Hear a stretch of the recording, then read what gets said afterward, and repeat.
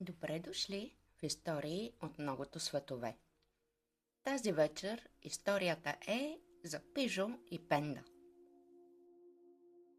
В стари времена в Родопите живеело бедно и работливо семейство, но с голяма мъка. Не може ли да имат деца? Веднъж в дома им се отбила старица, която казала на жената, че може да им помогне да имат деца, при това близнаци. За целта старицата дала една торба на жената и заръчала да я сложи под леглото. Старицата поставила условие.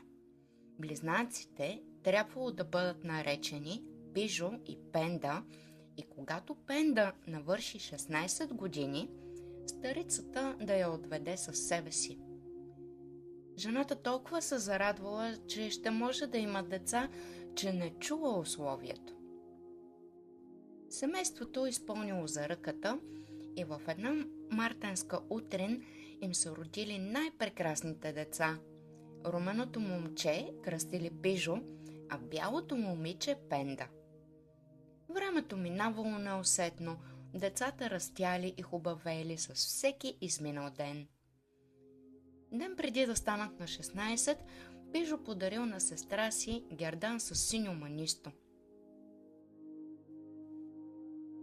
Но дошъл 16-тият им рожден ден и старицата се появила да си вземе своето. Майката се опитала да спаси дъщеря си, но старицата я превърнала в вишнево дърво. След което взела живота и на Пенда и си тръгнала с него. Пижо се втурнал след нея с молба да върне живота поне на сестра му. Старицата не спирала, но и Пижо не се отказвал. Накрая склонила пред силната обич на момчето и му казала, че ще направи така да са винаги заедно, но той ще трябва да заплати с кръвта си. Пижо се върнал вкъщи, целунал сестра си за последно, положил я под вишневото дърво и я прегърнал силно в сетния си дъх. В този миг на покрива на къщата им се появили два щъркела, а когато бащата се върнал, заварил цъфнало вишневото дърво с преплетени в клоните му бял и червен конец.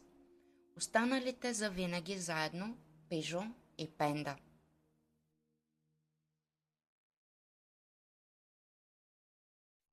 Има много светове и много истории. Можете да се връщате към тях, когато пожелаете.